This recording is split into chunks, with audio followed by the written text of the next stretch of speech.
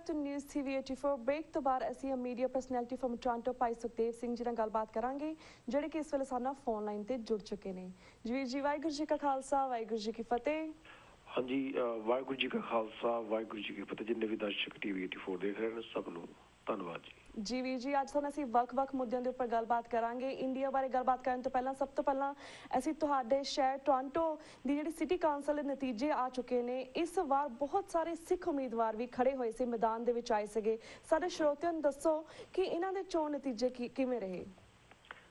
ਜਿਹੜੇ ਚੋਣ ਨਤੀਜੇ ਸਨ ਜੀ ਸਿਰਫ ਆਪਣੇ ਬਰੈਂਪਟਨ ਵਿੱਚੋਂ 2 ਉਮੀਦਵਾਰ ਹੀ ਜਿੱਤ ਸਕੇ ਨੇ। ਵਾਰਡ ਨੰਬਰ 9 ਤੇ 10 ਤੋਂ ਗੁਰਪ੍ਰੀਤ ਸਿੰਘ ਢਿੱਲੋਂ ਅਤੇ ਦੂਜੇ ਉਸ ਐਜ਼ ਏ ਸਿਟੀ ਕਾਉਂਸਲਰ ਉਸ ਤੋਂ ਪਹਿਲਾਂ ਵਿੱਕੀ ਢਿੱਲੋਂ ਸਿਟੀ ਕਾਉਂਸਲਰ ਸਨ। ਉਹਨਾਂ ਨੂੰ ਜਿਹੜੇ ਹਾਰ ਗਏ ਨੇ ਗੁਰਪ੍ਰੀਤ ਸਿੰਘ ਢਿੱਲੋਂ ਤੋਂ।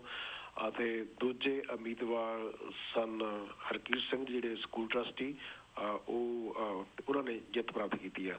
ਵੈਸੇ ਕੁੱਲ 5 ਵਾਰਡ ਨੇ। ਇੱਕ ਰੀਜਨਲ ਕਾਉਂਸਲਰ ਵਾਸਤੇ ਚੋਣ ਦੇ ਮੈਦਾਨ ਵਿੱਚ ਸਨ ਅਤੇ ਕੁਝ ਸੀਟਸ 'ਤੇ ਜਿਵੇਂ ਆਪਣੇ ਵਾਰਡ ਨੰਬਰ 9 ਤੇ 10 ਤੋਂ ਓਰੀਜਨਲ ਕਾਉਂਸਲਰ ਦੀ ਚੋਣ ਲੜ ਰਹੇ ਗੁਰਰਤਨ ਸਿੰਘ ਸਿਰਫ 350 ਵੋਟ ਤੇ ਹਾਰੇ ਨੇ। ਇੱਕ ਵਾਰਡ ਨੰਬਰ 3 ਤੇ 4 ਪਰਮ ਗਿੱਲ ਹੋਣਾ ਦੇ ਪਤੀ ਜੈ ਸ਼ਾਨ ਗਿੱਲ ਉਹ 100 ਵੋਟ ਦੇ ਫਰਕ ਨਾਲ ਹਾਰੇ ਨੇ। ਉੱਥੇ ਕਾਫੀ ਚਾਂਸਸ ਸਨ। ਤੇ ਜਿਹੜੇ ਸਿਟੀ ਕਾਉਂਸਲਰ ਚੋਣ ਲੜ ਰਹੇ ਸਨ ਉਸੇ ਵਾਰਡ ਚੋਂ ਪਰਵਿੰਦਰ ਸਿੰਘ ਗਰੇਵਾਲ ਉਹ ਕੋਈ 300 ਵੋਟ ਤੇ ਫਰਕ ਨਾਲ ਹਾਰੇ ਨੇ। ਦੂਜੇ ਪਾਸੇ ਆਪਣੇ ਸੁਖਵਿੰਦਰ ਸਿੰਘ ਹੰਸਰਾਣੀ ਦੀ ਚੋਣ ਹਾਰ ਗਏ। ਪਰ ਕਈ ਵਾਰੀ ਤਾਂ ਲੱਗਦਾ ਵੀ ਜਿਹੜੇ ਆਪਣਾ ਲੋਕ ਨੇ ਉਹ ਵੋਟ ਪਾਉਣ ਬਹੁਤ ਘੱਟ ਜਾਂਦੇ ਨੇ, ਇਹ ਵੀ ਇੱਕ ਕਾਰਨ ਹੈ। ਪਰ ਜਿਹੜਾ ਸਿਟੀ ਦੀਆਂ ਚੋਣਾਂ ਦੇ ਵਿੱਚ 3 ਨਵੇਂ ਮੇਅਰ ਨੇ। ਜਿਹੜੇ ਟੋਰਾਂਟੋ ਦਾ ਨਵਾਂ ਮੇਅਰ ਬਣਿਆ ਜੌਨ ਟੋਰੀ ਜੀ ਅਤੇ ਆਪਣੇ ਬਰੈਂਪਟਨ ਦੇ ਨਵੇਂ ਮੇਅਰ ਬਣੇ ਨੇ ਲਿੰਡਾ ਜੈਫਰੀ ਤੇ ਉਸ ਤੋਂ ਬਿਨਾਂ ਮਿਸਾਗਾ ਦੇ ਵੀ ਨਵੇਂ ਮੇਅਰ ਬਣੇ ਨੇ ਬੋਨੀ ਕਰੰਬੀ ਜੀ। ਸੋ ਕੁੱਲ ਮਿਲਾ ਕੇ 2 ਬੰਦੇ ਆਪਣੇ ਹੋਰ ਛੋਟੇ ਸ਼ਹਿਰਾਂ ਵਿੱਚ ਵੀ ਚੁਣੇ ਗਏ ਨੇ। ਜ਼ੋਰ ਬਹੁਤ ਸੀ। ਇਸ ਤਰ੍ਹਾਂ ਲੱਗਦਾ ਸੀ ਕਿ ਜਿਹੜਾ ਸਿਰਫ ਇਲੈਕਸ਼ਨ ਬਰੈਂਪਟਨ ਵਿੱਚ ਹੀ ਹੋ ਰਹੀ ਹੈ। ਬੇਸ਼ੱਕ ਟੋਰਾਂਟੋ ਕੈਨੇਡਾ ਦਾ ਬਹੁਤ ਵੱਡਾ ਸ਼ਹਿਰ ਹੈ, ਇੱਥੇ ਵੀ ਸਾਡੇ ਕੁਝ ਉਮੀਦਵਾਰ ਖੜੇ ਸਨ। ਅਵਤਾਰ ਮਨਿਆਸ ਸੀ ਤੇ ਉਹ ਵੀ ਸਿਟੀ ਕਾਉਂਸਲ ਦੇ ਕੋਲ ਹਾਰ ਗਏ ਨੇ। ਜਾਣੀ ਜ਼ੋਰ ਇੰਨਾ ਲੱਗਾ ਸੀ ਕਿ ਕਈ ਵਾਰੀ ਜਿੱਦਾਂ ਸਕੂਲ ਟਰਸਟੀ ਵੀ ਚੁਣਨਾ ਉਹਦੇ ਲਈ ਵੀ ਜਿਸ ਤਰ੍ਹਾਂ MP ਦੀ ਚੋਣ ਵਾਸਤੇ ਕੋਈ ਬਹੁਤ ਵੱਡਾ ਕੈਂਪਰ ਜਿਹੜਾ ਚਲੋ ਵੀ ਰਨ ਹੋ ਰਿਹਾ ਹੋਵੇ।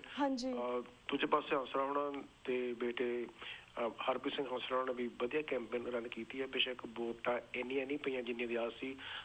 ਤੇ ਗੁਰਰਤਨ ਸਿੰਘ ਦੇ ਕੈਂਪਰ ਵਿੱਚ ਵੀ ਜਾਂ ਹੋਰ ਜਿਹੜੇ ਬਹੁਤ ਹੀ ਪ੍ਰੋਫੈਸ਼ਨਲ ਢੰਗ ਦੇ ਨਾਲ ਕਈ ਸਾਡੇ ਵੀਰ ਭੈਣ ਭਰਾ ਨੇ ਆਪਣੀ ਕੈਂਪ ਰਨ ਕੀਤੀ ਆ ਕਿਉਂਕਿ ਉਹ ਵੱਖ-ਵੱਖ ਚੋਣਾਂ ਦੇ ਵਿੱਚ ਭਾਗ ਲੈਂਦੇ ਰਹਿੰਦੇ ਨੇ। ਹਾਂਜੀ ਤੇ ਵੀਰ ਜੀ ਜਿਸ ਤਰ੍ਹਾਂ ਪਿਛਲੇ ਵੈਨਸਡੇ ਕੈਨੇਡਾ ਦੇ ਓਟਾਵਾ ਦੀ ਪਾਰਲੀਮੈਂਟ ਵਿੱਚ ਦਹਿਸ਼ਤਗਰਦੀ ਦੀ ਵਾਰਦਾਤ ਦੇ ਵਿੱਚ ਇੱਕ ਸਿਕਿਉਰਿਟੀ ਗਾਰਡ ਅਰਸ਼ਦ ਦਹਿਸ਼ਤਗਰਦ ਮਾਰਿਆ ਗਿਆ ਸੀ।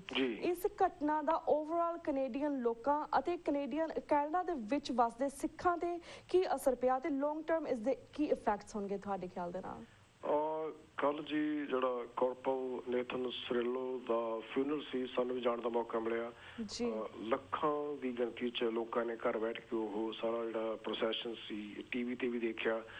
ਅਤੇ ਪ੍ਰਾਈਮ ਮਿਨਿਸਟਰ ਸਟੀਫਨ ਹਾਰਪਰ ਸਾਹਿਬ ਅਤੇ NDP ਜਿਹੜੀ ਵਿਰੋਧੀ ਧਿਰ ਉਹਦੇ ਨੇਤਾ ਥਾਮਸ ਮੋਲਕਲੇਅਰ ਅਤੇ ਲਿਬਰਲ ਨੇਤਾ ਜਸਟਿਨ ਟਰੂਡੋ ਵੀ ਉੱਥੇ ਪਹੁੰਚੇ ਹੋਏ ਸਨ। ਤੇ ਜਿਹੜਾ ਉਹਦਾ 5 ਸਾਲ ਦਾ ਬੱਚਾ ਤੇ ਉਹਨਾਂ ਦੀ ਵਾਈਫ ਤੇ ਪਰਿਵਾਰ ਦੇ ਹੋਰ ਮੈਂਬਰ ਵੀ ਮੌਜੂਦ ਸਨ। ਤੇ ਮਿਲਟਰੀ ਦੇ ਜਿਹੜੇ ਫੌਜ ਦੇ ਜਾਂ ਫਿਰ ਲੋਕਲ ਪੁਲਿਸ ਨਾਰਥ ਅਮਰੀਕਾ 'ਚੋਂ ਆਲ ਓਵਰ ਪੁਲਿਸ ਬਹੁਤ ਵੱਡੀ ਗਿਣਤੀ 'ਚ ਪਹੁੰਚੀ ਹੋਈ ਸੀ। ਸੋ ਇੱਕ ਸ਼ਰਧਾ ਲੋਕਾਂ ਦੇ ਵਿੱਚ ਸੀ ਤੇ ਲੋਕਾਂ ਵੱਲੋਂ ਵੀ ਸ਼ਰਧਾਂਜਲੀ ਦਿੱਤੀ ਗਈ ਆ। ਇਹ ਠੀਕ ਹੈ ਕਿ ਜਿਹੜਾ ਦਹਿਸ਼ਤਗਰਦੀ ਦਾ ਜਿਹੜਾ ਮਾਹੌਲ ਹੈ ਬੇਸ਼ੱਕ ਆਪਣੇ USA ਵਿੱਚ ਤਾਂ ਗੋਲੀਬਾਰੀ ਦੀਆਂ ਘਟਨਾਵਾਂ ਵਾਪਰਦੀਆਂ ਰਹਿੰਦੀਆਂ ਨੇ ਪਰ ਕੈਨੇਡਾ ਇੱਕ ਬੜਾ ਪੀਸਫੁਲ ਕੰਟਰੀ ਹੈ। ਕੈਨੇਡਾ ਦਾ ਜਿਹੜਾ ਓਵਰਆਲ ਰੋਲ ਹੈ ਇੰਟਰਨੈਸ਼ਨਲ ਲੈਵਲ ਤੇ ਇੱਕ ਪੀਸ ਮੇਕਰ ਦੇ ਤੌਰ ਤੇ ਜਿਹੜੇ ਜਾਣੇ ਜਾਂਦੇ ਨੇ। ਇੱਥੇ ਸਾਰੇ ਭਾਈਚਾਰੇ ਦੇ ਲੋਕ ਰਹਿੰਦੇ ਨੇ। ਤੇ ਉਸ ਤੋਂ ਪਹਿਲਾਂ ਇੱਕ ਘਟਨਾ ਕਿਊਬਕ ਦੇ ਵਿੱਚ ਵਾਪਰੀ ਸੀ ਤੇ ਉਸ ਘਟਨਾ ਤੋਂ ਕੁਝ ਦਿਨ ਬਾਅਦ ਜਾਣੀ 48 ਘੰਟੇ ਦੇ ਵਿੱਚ ਇੱਕ ਘਟਨਾ ਹੋਰ ਵਾਪਰ ਗਈ ਓਟਾਵਾ ਦੇ ਵਿੱਚ। ਮਾਈਕਲ ਪਵੀਪੋ ਨਾਂ ਦਾ ਬੰਦਾ ਤੇ ਕੋਈ 30-32 ਸਾਲ ਦਾ ਉਹ ਮੈਂਟਲੀ ਤੌਰ 'ਤੇ ਵੀ ਅਪਸੈਟ ਸੀ ਪਰ ਜਿਹੜਾ ISIS ਦੇ ਨਾਲ ਵੀ ਉਹਦੇ ਕੁਝ ਜਿਹੜਾ ਕਹਿ ਲਓ ਵੀ ਹੈਗੀ ਆਈਡੀਓਲੋਜੀ ਉਹਦੇ ਨਾਲ ਵੀ ਕੁਝ ਸੀ ਸੰਬੰਧਿਤ। ਸੋ ਇਸ ਜਿਹੜੀ ਘਟਨਾ ਨੇ ਕੈਨੇਡੀਅਨ ਸਿਸਟਮ ਦੇ ਵਿੱਚ ਕੈਨੇਡਾ ਦੇ ਪਾਰਲੀਮੈਂਟ ਵਿੱਚ ਜੋ ਇਹ ਘਟਨਾ ਵਾਪਰੀ ਆ ਤੇ ਇਹ ਬਹੁਤ ਮਾੜੀ ਹੋਰ ਵੀ ਘਟਨਾ ਕੱਲ੍ਹ ਵਾਪਰ ਸਕਦੀ ਸੀ ਜੇ ਉਸ ਸਮੇਂ ਇਸ ਬੰਦੇ ਨੂੰ ਨਾ ਰੋਕਿਆ ਜਾਂਦਾ, ਨਾ ਸ਼ੂਟ ਕੀਤਾ ਜਾਂਦਾ। ਤੇ ਜਿਹੜੀ ਅੰਦਰ ਕੈਨੇਡਾ ਦੇ ਪਾਰਲੀਮੈਂਟ ਦੇ ਵਿੱਚ ਕੰਸਰਵੇਟਿਵ ਪਾਰਟੀ ਦੇ ਕਾਕਸ ਮੈਂਬਰਾਂ ਦੀ ਮੀਟਿੰਗ ਚੱਲ ਰਹੀ ਸੀ, ਜਿੱਥੇ ਪ੍ਰਾਈਮ ਮਿਨਿਸਟਰ ਸਾਹਿਬ ਵੀ ਸਨ, NDP ਦੇ ਜਿਹੜੇ ਕਾਕਸ ਮੈਂਬਰ, ਕਿਉਂਕਿ ਆਪਣੇ ਬੁੱਧਵਾਰ ਵਾਲੇ ਦਿਨ ਆਮ ਤੌਰ ਤੇ ਕਾਕਸ ਦੀ ਮੀਟਿੰਗ ਹੁੰਦੀ ਆ, ਮੀਟਿੰਗ ਚੱਲ ਰਹੀਆਂ ਸਨ। ਹਾਂਜੀ, ਜੇ ਕਿਤੇ ਡੋਰ ਖੋਲ ਕੇ ਉੱਧਰ ਨੂੰ ਉਹ ਚਲੇ ਜਾਂਦਾ ਤਾਂ ਹੋਰ ਨੁਕਸਾਨ ਹੋ ਸਕਦਾ ਸੀ। ਕੈਨੇਡੀਅਨ ਵੈਲਿਊ ਜਿਹੜੀ ਹੈ ਤੇ ਕੈਨੇਡਾ ਦਾ ਜਿਹੜਾ ਫਰੀडम ਸਿਸਟਮ ਹੈ ਤੇ ਪਾਰਲੀਮੈਂਟਰੀ ਸਿਸਟਮ ਹੈ, ਇਹਦੇ ਵਿੱਚ ਹਰ ਬੰਦੇ ਵਿਅਕਤੀ ਦਾ ਸਤਿਕਾਰ ਕੀਤਾ ਜਾਂਦਾ, ਕਿਉਂਕਿ ਇੱਥੇ ਕੋਈ ਕਹਿ ਲਓ ਕੋਈ ਇੱਕ ਸਿਸਟਮ ਵਧੀਆ ਹੈ, ਡੈਮੋਕ੍ਰੇਸੀ ਆ, ਲੋਕੀ ਤੁਹਾਡੀ ਗੱਲ ਸੁਣਦੇ ਨੇ, ਸਰਕਾਰਾਂ ਤੁਹਾਡੀ ਗੱਲ ਸੁਣਦੀਆਂ, 4 ਸਾਲ ਬਾਅਦ ਚੇਂਜ ਹੋ ਜਾਂਦੇ ਨੇ। ਸੋ ਜੇ ਆਪਣੇ ਮਾਈਕਲ ਬੀਬੋ ਨੇ ਇਹ ਕਾਰਾ ਕੀਤਾ, ਉਹਦੀ ਮਦਰ ਜਿਹੜੀ ਆ ਉਹ ਕੈਨੇਡਾ ਦੇ ਜਿਹੜੀ ਸਰਕਾਰੀ ਜੌਬ ਤੇ ਹੈ। ਹਾਂਜੀ, ਤੇ ਪਰ ਹੁਣ ਇੱਕ ਦੂਜੇ ਪਾਸੇ ਗੱਲ ਇਹ ਵੀ ਆ, ਜੇ ISIS ਦੀ ਗੱਲ ਕਰੀਏ, ਦੂਜੇ ਦੀ ਗੱਲ ਕਰੀਏ, ਉਹਨਾਂ ਦੇਸ਼ਾਂ ਵਿੱਚ ਤਾਂ ਉਹਨਾਂ ਨੇ ਕੋਈ ਹੱਕ ਦਿੱਤਾ ਹੀ ਨਹੀਂ ਹੋਇਆ। ਸੋ ਇਸ ਦੇਸ਼ ਵਿੱਚ ਸਾਨੂੰ ਬਹੁਤ ਸਾਰੇ ਹੱਕ ਨੇ। ਸਿਕਿਉਰਿਟੀ ਟਾਈਟ ਹੋਣ ਦੀ ਵੀ ਗੱਲ ਹੈ। ਨੋ ਮੈਟਰ ਆਪਣੇ RCMP ਨੇ ਵੀ ਕਿਹਾ ਕਿ ਹੁਣ ਤੋਂ ਬਾਅਦ RCMP ਵਾਲੇ 24/7 ਜਿਹੜੇ ਪ੍ਰਧਾਨ ਮੰਤਰੀ ਸਾਹਿਬ ਦੇ ਨਾਲ ਰਹਿਣਗੇ। ਤੇ ਬੇਸ਼ੱਕ ਜੋ ਮਰਜ਼ੀ ਆ, ਤੇ ਜਦੋਂ ਅਸੀਂ ਫਿਊਨਰਲ ਤੇ ਵੀ ਗਏ ਆ, ਸਿਕਿਉਰਿਟੀ ਤਾਂ ਹੁੰਦੀ ਆ, ਪਰ ਆਮ ਪਬਲਿਕ ਜਿੱਦਾਂ ਬਈ ਇਹ ਨਹੀਂ ਵੀ ਹੁਣ ਇੱਥੇ ਸਿਕਿਉਰਿਟੀ ਰੋਕ ਲਿਆ, ਆਹ ਕਰ ਲਿਆ, ਪਰ ਫਿਰ ਵੀ ਜਿਹੜੀ ਓਪਨਨੈਸ ਆ ਉਹ ਕੈਨੇਡਾ ਦੇ ਸਿਸਟਮ ਵਿੱਚ ਸੀ ਅਤੇ ਹੈ ਤੇ ਰਹੇਗੀ। ਤੇ ਜੇ ਇਹੀ ਇੱਕ ਕੈਨੇਡੀਅਨ ਵੈਲਿਊ ਹੈ। ਇਹ ਕੈਨੇਡਾ ਤੇ ਪਾਰਲੀਮੈਂਟ ਤੇ ਹਮਲਾ ਨਹੀਂ ਲੋਕਾਂ ਨੇ ਸਮਝਿਆ, ਇਹ 35 ਮਿਲੀਅਨ ਲੋਕਾਂ ਨੇ ਆਪਣੇ ਤੇ ਜਿਹੜਾ ਹਮਲਾ ਸਮਝਿਆ ਹੈ। ਸੋ ਕੈਨੇਡੀਅਨ ਸਿੱਖ ਭਾਈਚਾਰਾ ਵੀ ਇਹਦੇ ਵਿੱਚ ਸ਼ਰੀਕ ਹੁੰਦਾ, ਬਾਕੀ ਭਾਈਚਾਰੇ ਦੇ ਲੋਕ ਵੀ ਨੇ, ਕਿਉਂਕਿ ਇੱਥੇ ਇੱਕ ਮਲਟੀਕਲਚਰਲ ਡਾਇਵਰਸਿਟੀ ਹੈ, ਇੱਕ ਕੈਨੇਡੀਅਨ ਵੈਲਿਊ ਹੈ। ਕੈਨੇਡਾ ਨੇ ਕਿਊਬਕ ਵਰਗੇ ਸੂਬੇ ਵਿੱਚ ਰੈਫਰੈਂਡਮ ਦਾ ਅਧਿਕਾਰ ਦਿੱਤਾ ਹੋਇਆ। ਇੱਥੇ ਤਾਂ ਹੈ ਨਹੀਂ ਕੋਈ ਵੀ ਕਿਸੇ ਨੇ ਸ਼ੂਟ ਕਰਤਾ ਜਾਂਦਾ ਜੇ ਕੋਈ ਬੰਦਾ ਆਪਣੇ ਹੱਕ ਮੰਗਦਾ। ਹਾਂਜੀ, ਸੋ ਇਹ ਫਰਕ ਜ਼ਰੂਰ ਪਵੇਗਾ, ਪਰ ਫਿਰ ਵੀ ਸਾਰਾ ਕੁਝ ਬੈਕ ਟੂ ਨੋਰਮਲ। ਦੂਜੇ ਦਿਨ ਕੈਨੇਡਾ ਦਾ ਪਾਰਲੀਮੈਂਟ ਸੈਸ਼ਨ ਬੈਠਿਆ ਤੇ ਪ੍ਰਧਾਨ ਮੰਤਰੀ ਸਾਹਿਬ ਨੇ ਵੀ ਹੋਰ ਸਾਰਿਆਂ ਨੇ ਸ਼ਰਧਾਂਜਲੀ ਦਿੱਤੀ। ਅੱਜ ਵੀ ਬੈਕ ਟੂ ਨੋਰਮਲ ਹੈ। ਸੋ ਜਿਹੜਾ ਸ਼ੌਕ ਤਾਂ ਜ਼ਰੂਰ ਲੱਗਦਾ ਜੀ। ਹਾਂਜੀ, ਬਿਲਕੁਲ।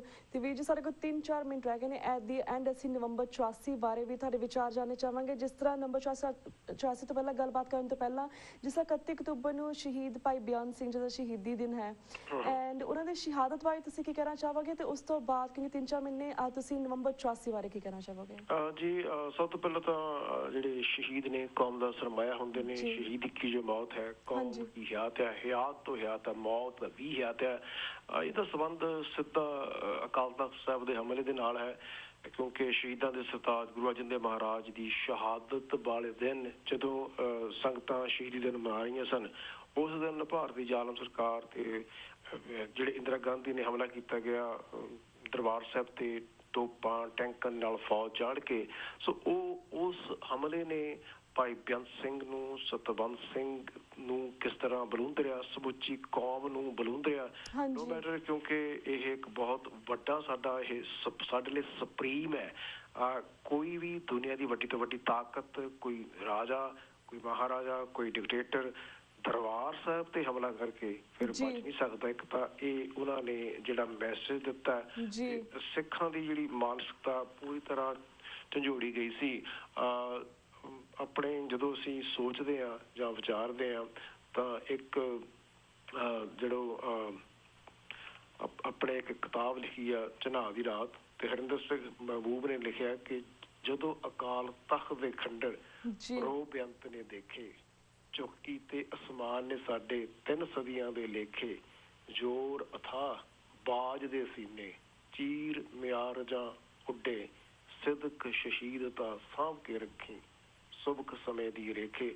ਭਾਈ ਬੇਅੰਤ ਸਿੰਘ ਤੇ ਸਤਵੰਤ ਸਿੰਘ ਦੀ ਸ਼ਹਾਦਤ, ਇਹ ਉਹ ਸ਼ਹਾਦਤ ਹੈ ਜਿਹੜੀ ਦੁਨੀਆ ਭਰ ਵਿੱਚ ਸਿੱਖ ਇਤਿਹਾਸ ਵਿੱਚ ਪੂਰੇ ਅਦਬ ਸਤਿਕਾਰ ਦੇ ਨਾਲ ਸਾਂਭੀ ਜਾਏਗੀ। ਅਸਲ ਵਿੱਚ ਸ਼ਹਾਦਤਾਂ ਦਾ ਸਤਿਕਾਰ ਉਦੋਂ ਹੀ ਹੁੰਦਾ ਜਦੋਂ ਕੌਮ ਦੇ ਕੋਲ ਆਪਣਾ ਘਰ ਹੁੰਦਾ। ਇਹ ਸ਼ਹਾਦਤ ਕੋਈ ਭਗਤ ਸਿੰਘ, ਕਰਤਾਰ ਸਿੰਘ ਸਰਾਭਾ ਜਾਂ ਉਹਨਾਂ ਦੀ ਸ਼ਹਾਦਤ ਤੋਂ ਕੋਈ ਘੱਟ ਨਹੀਂ ਹੈ, ਜਿੱਥੇ ਸੁੱਖ ਦੀ ਸ਼ਹਾਦਤ। ਸੋ ਅਸੀਂ ਉਹਨਾਂ ਸ਼ਹੀਦਾਂ ਨੂੰ ਸਜਦਾ ਕਰਦੇ ਹਾਂ ਕਿ ਜਦੋਂ ਕਈ ਲੋਕ ਇਹ ਵੀ ਸਵਾਲ ਕਰਦੇ ਨੇ ਬਈ ਉਹ ਇੰਦਰਾ ਗਾਂਧੀ ਦੇ ਬੋਡੀਗਾਰਡ ਸਨ, ਅੰਗ ਰੱਖਿਅਕ ਸਨ, ਪਰ ਇਹ ਉਹ ਸਹੁੰ ਉਦੋਂ ਟੁੱਟ ਜਾਂਦੀ ਆ ਜਿਸ ਧਰਮ ਦੀ ਸਹੁੰ ਖਾ ਕੇ ਉਹਨਾਂ ਨੇ ਇਸ ਜੌਬ ਤੇ ਉਹ ਲੱਗੇ ਜਾਂ ਫਿਰ ਉਹਨਾਂ ਨੇ ਪ੍ਰਣ ਕੀਤਾ, ਕਿਉਂਕਿ ਇੰਦਰਾ ਗਾਂਧੀ ਜਾਂ ਭਾਰਤ ਦੀ ਫੌਜ ਨੇ ਦਰਬਾਰ ਸਾਹਿਬ ਤੇ ਹੀ ਹਮਲਾ ਕਰ ਦਿੱਤਾ ਸੀ। ਉਹਨਾਂ ਦਾ ਫਰਜ਼ ਇਹ ਵੀ ਬਣ ਜਾਂਦਾ ਸੀ, ਉਹਨਾਂ ਨੇ ਆਪਣਾ ਫਰਜ਼ ਨਿਭਾਇਆ, ਜੀ ਜਾਨ ਦੇ ਨਾਲ ਨਿਭਾਇਆ। ਸੋ ਜਿਹੜਾ ਸਭ ਤੋਂ ਜਿਹੜਾ ਮੰਦਭਾਗੀ ਘਟਨਾ ਇੰਦਰਾ ਗਾਂਧੀ ਦੇ ਸਜ਼ਾ ਜ਼ਾਬਤਾ ਹੋਣ ਤੋਂ ਬਾਅਦ ਵਾਪਰਦੀ ਆ 31 ਅਕਤੂਬਰ ਤੋਂ ਲੈ ਕੇ 4 ਨਵੰਬਰ ਤੱਕ, ਉਹ ਸਾਡੇ ਸਾਰਿਆਂ ਵਾਸਤੇ ਮਨੁੱਖਤਾ ਦੇ ਲਈ ਕਹਿ ਲਓ ਵੀ ਔਰੰਗਜ਼ੇਬ ਦੇ ਜ਼ੁਲਮਾਂ ਨੂੰ, ਅੰਗਰੇਜ਼ਾਂ ਦੇ ਜ਼ੁਲਮਾਂ ਨੂੰ, ਹਿਟਲਰ ਦੇ ਜ਼ੁਲਮ ਨੂੰ ਵੀ ਮਾਤ ਪਾ ਜਾਂਦੀ ਹੈ। ਜਿਸ ਦਿਨ 1 ਨਵੰਬਰ 31 ਨਵੰਬਰ ਦੇ ਰਾਤ ਤੋਂ ਲੈ ਕੇ 4 ਨਵੰਬਰ ਤੱਕ 30,000 ਸਿੱਖਾਂ ਦਾ ਕਤਲੇਆਮ ਕਰਤਾ ਜਾਂਦਾ। 3 ਲੱਖ ਸਿੱਖ ਜਿਹੜੇ ਨੇ ਉਹ ਬੇਘਰ ਹੋ ਜਾਂਦੇ ਨੇ। 1,000 ਤੋਂ ਵੱਧ ਗੁਰਦੁਆਰਾ ਸਾਹਿਬ ਸਾੜ ਦਿੱਤਾ ਜਾਂਦਾ। ਸਿੱਖਾਂ ਨੂੰ ਅਜੇ ਤੱਕ ਇਨਸਾਫ ਮਿਲਿਆ ਨਹੀਂ। ਸਾਡੇ ਨਾਲ ਤਾਂ ਇਹ ਹੋਇਆ ਕਿ ਹਮ आहें ਵੀ भरते हैं तो हो जाते हैं बदनाम, वो कत्ल भी करते हैं तो चर्चा नहीं होता। ਉਹਨਾਂ ਲੋਕਾਂ ਨੇ ਤਾਂ ਇਸ ਤਰ੍ਹਾਂ ਕੀਤਾ ਕਿ ਜਿਹੜੀ ਜੈਨੋਸਾਈਡ ਸ਼ਬਦ ਹੈ ਉਸ ਨੂੰ ਦੰਗੇ ਕਹਿ ਕੇ, ਨਸਲਕੁਸ਼ੀ ਨੂੰ ਦੰਗੇ ਕਹਿ ਕੇ, ਰਾਜ ਕਹਿ ਕੇ ਉਹਨਾਂ ਨੇ ਤਾਂ ਜੈਨੋਸਾਈਡ ਸ਼ਬਦ ਦੀ ਵੀ ਜੈਨੋਸਾਈਡ ਕਰਨ ਦੀ ਕੋਸ਼ਿਸ਼ ਕੀਤੀ, ਕੋਈ ਕਸਰ ਨਹੀਂ ਛੱਡੀ। ਹੁਣ ਜਿਵੇਂ ਸੱਜਣ ਕੁਮਾਰ, ਹੋਰ ਬਹੁਤ ਸਾਰੇ ਲੋਕ, ਟਾਈਟਲਰ ਆਪਣੇ ਜਗਦੀਸ਼ ਟਾਈਟਲਰ, ਕਮਲ ਨਾਥ, ਉਹਨਾਂ ਲੋਕਾਂ ਨੇ ਜਿਨ੍ਹਾਂ ਨੇ ਮੌਬ ਨੂੰ ਲੀਡ ਕੀਤਾ ਸਿੱਖਾਂ ਨੂੰ ਮਾਰਨ ਵਾਸਤੇ, ਉਹਨਾਂ ਲੋਕਾਂ ਨੂੰ ਵੱਡੇ ਵੱਡੇ ਅਹੁਦੇ ਦੇ ਕੇ ਨਵਾਜਿਆ। ਤੇ ਬੇਸ਼ੱਕ ਸਿਕਸ ਫॉर ਜਸਟਿਸ ਹੋਰ ਸੰਸਥਾਵਾਂ ਰਲ ਕੇ ਇਹਨਾਂ ਲੋਕਾਂ ਦੇ ਕੇਸ ਦੀ ਪਾਉਣ ਦੀ ਗੱਲ ਹੋ ਰਹੀ ਆ। ਅਮਿਤਾਭ ਬੱਚਨ ਦੀ ਵੀ ਹੋਈ ਆ ਆਪਣੇ USA ਦੇ ਵਿੱਚ, ਜਾਂ ਹੋਰ ਵੀ ਥਾਵਾਂ ਤੇ ਹੋ ਰਹੀ ਆ। ਘੱਟੋ ਘੱਟ ਇਹ ਗੱਲਾਂ ਦਰਸਾ ਰਹੀਆਂ ਨੇ ਕਿ ਸਿੱਖ ਇਨਸਾਫ ਲੈਣ ਲਈ ਅਜੇ ਵੀ ਜਿੰਦਾ ਨੇ, ਕਿਉਂਕਿ ਜਸਟਿਸ ਡਿਲੇ ਮੀਨ ਜਸਟਿਸ ਡਿਨਾਈਡ। ਜੇ ਇਨਸਾਫ ਨਹੀਂ ਮਿਲਦਾ ਇਹਦਾ ਮਤਲਬ ਉਹ ਦੇਣਾ ਨਹੀਂ ਚਾਹੁੰਦੇ, ਕਿਉਂਕਿ ਇਨਸਾਫ ਜਿਹੜਾ ਹੈ ਉਹ ਵੀ ਟੂ ਵੇ ਸਟਰੀਟ ਹੈ, ਆਜ਼ਾਦੀ ਵੀ ਟੂ ਵੇ ਸਟਰੀਟ ਹੈ। ਇਨਸਾਫ ਹਰ ਇੱਕ ਬੰਦੇ ਨੂੰ ਚਾਹੀਦਾ, ਹਰ ਇੱਕ ਨੇਸ਼ਨ ਨੂੰ ਚਾਹੀਦਾ। ਪਰ ਇੱਕ ਵੱਖਰੀ ਗੱਲ ਹੈ ਕਿਉਂਕਿ ਜਿਹੜੇ ਕਤਲ ਕਰਨ ਵਾਲੇ ਵੀ ਉਹੀ ਨੇ, ਇਨਸਾਫ ਦੇਣ ਵਾਲੇ ਵੀ ਉਹੀ ਨੇ, ਇਸ ਕਰਕੇ ਇਨਸਾਫ ਨਹੀਂ ਮਿਲ ਰਿਹਾ। ਜੀ ਬਿਲਕੁਲ ਵੀਰ ਜੀ। ਤੇ ਵੀਰ ਜੀ thank you so much for your time. ਸਾਡਾ ਹੁਣ ਵਕਤ ਸਮਾਪਤੀ ਵੱਲ ਜਾ ਰਿਹਾ, ਹੋਰ ਕੁਐਸਚਨਸ ਲਈ ਵਕਤ ਨਹੀਂ ਹੈ। ਸੋ ਇਸ ਦੇ ਨਾਲ ਹੀ ਅਸੀਂ ਤੁਹਾਡੇ ਕੋਲ ਇਜਾਜ਼ਤ ਲੈਂਦੇ ਹਾਂ ਵੀਰ ਜੀ। ਵਾਹਿਗੁਰੂ ਜੀ ਕਾ ਖਾਲਸਾ, ਵਾਹਿਗੁਰੂ ਜੀ ਕੀ ਫਤਿਹ।